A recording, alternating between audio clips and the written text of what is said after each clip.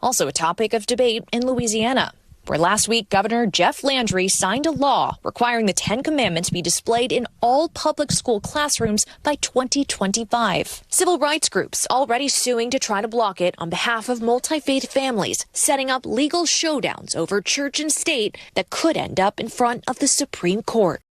Wonderful. My name is James Tallarico. I have the honor of serving as state representative for House District 50 here in the Texas House. And I am honored to be here with leaders from a variety of faith traditions in our community and across the state of Texas.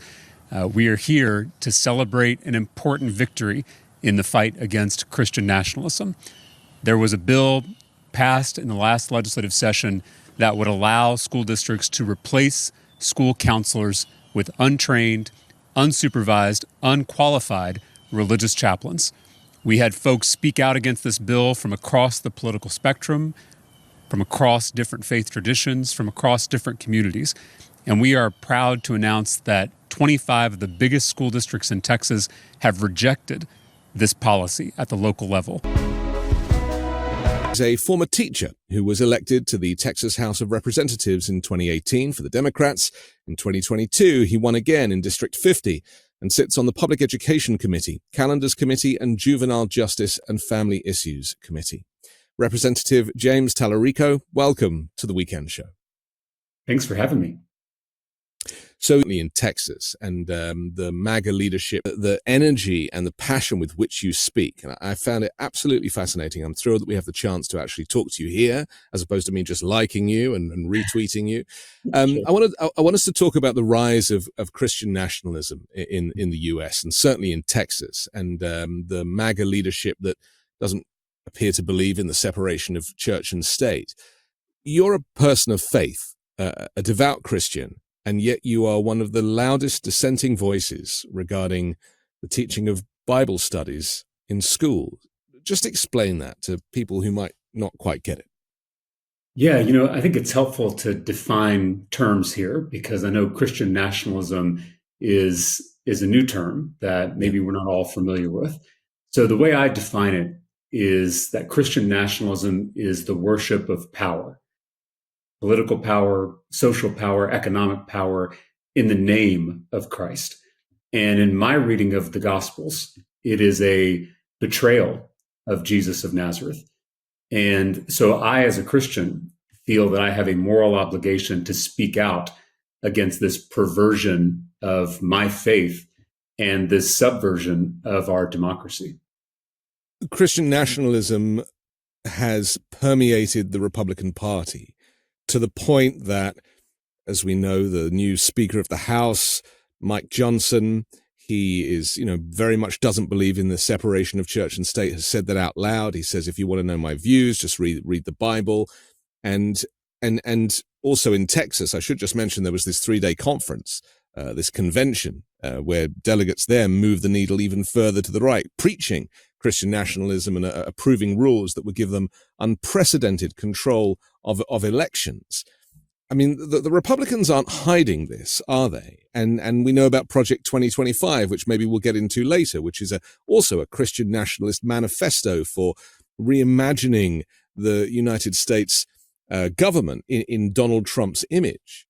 It's kind of terrifying and dystopian, and yet I don't think people quite get that difference between what a Christian, a practicing moderate Christian such as yourself is, and the definition of a nationalist. The victories here in Texas at the local level, but we've got to do so much more to resist Christian nationalism across the country. Christian nationalism is on the rise. 3 years ago, Christian nationalists stormed the U.S. Capitol, killing police officers while carrying crosses and signs reading "Jesus saves." 2 years ago, Christian nationalists on the U.S. Supreme Court overturned Roe v. Wade, allowing states like ours to outlaw abortion even in cases of rape and incest. And as we speak, Christian nationalist billionaires are attempting to dismantle public education in the state of Texas and therefore dismantle democracy. Let me be very clear. There is nothing Christian about Christian nationalism. Jesus never asked us to kill police officers. Jesus never asked us to ban books, silence teachers, or defund schools. Jesus never asked us to control women's bodies. Jesus never asked us to establish a Christian theocracy. All he asked was that we love thy neighbor, not just our Christian neighbors, not just our straight neighbors, not just our male neighbors, not just our white neighbors, not just our rich neighbors. We are called to love all of our neighbors. And that is exactly the opposite of what Christian nationalism does in the world. And so I am calling upon all Christians and all Americans to confront the sin that is Christian nationalism and denounce it at every level.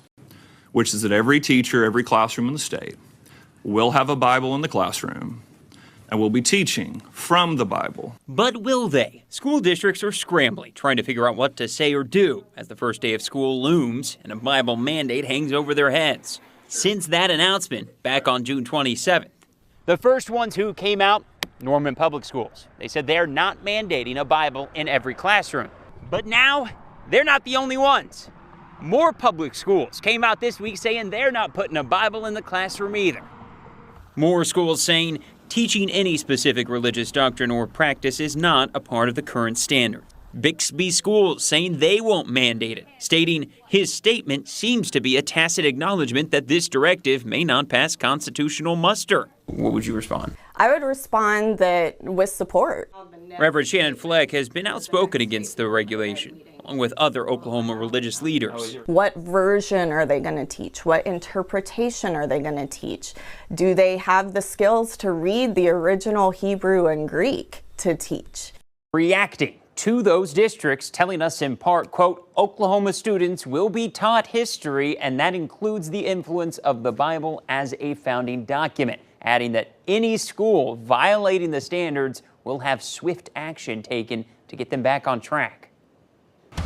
To put a Bible in every classroom. The board then voting to start revoking 4 teachers' certificates. To revoke Allison Scott's, Reagan Kalaki, Scott Renkin, and Anthony Deason. Legislators, including Senator Mary Bourne, wanted to know why. Obviously, they discussed them because they all had their motions in order. They all knew what to say. She was on the agenda, actually, to participate in closed executive session. The senator, part of several education committees.